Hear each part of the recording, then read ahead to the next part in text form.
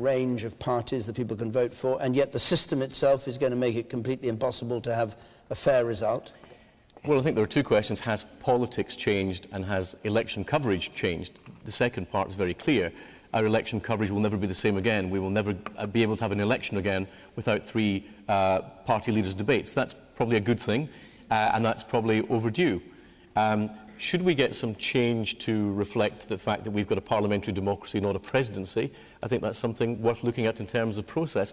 Will it actually make a difference, the debates, to how people vote or how many people vote? None of us know the answer till next Thursday. I would hope that it would actually encourage more people to take an interest in politics from wherever they come, because I think the most unhealthy thing in our political system is not the system itself, but the disconnect that's existed in recent elections between the electorate as a whole and the election. If we get more people to turn out and take part in an election and exercise the vote that so many people fought so hard for them to get, that will be a plus from the leadership. Can I just say one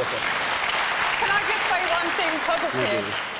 I watched this programme after the expenses scandal broke, and Margaret Beckett was sitting here and the audience. It was absolutely amazing, historic television. All of you turned on her and she had no idea. And I watched that programme and I thought, do you know what? We're going to see the lowest turnout ever in the next election because people are so hacked off with MPs. But even though I criticised the debates, over the last 2 weeks I've been out in a couple of marginal constituencies talking to lots of undecided voters, and what I have realised is I might criticise the debates, but it has re-engaged a lot of people with the political process. Just up there, yes, you, sir. Was the SNP's attempt to prevent the broadcast of the leaders' debate in Scotland a cheap publicity shot? Well, it certainly wasn't a cheap publicity shot. It's very expensive. But we didn't want to prevent showing the debates. We wanted to take part.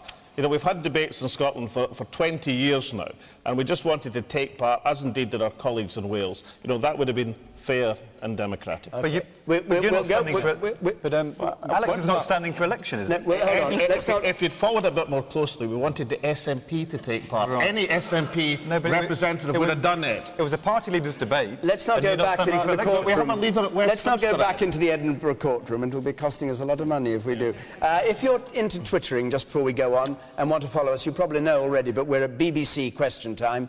Text us 83981. CFAX page 155 will show other people's comments. Watching digitally, push the red button. Email us if you've got comments on what we're talking about at our website. Let's go back to the substance of tonight's debate. And a question from Michael Downman, please.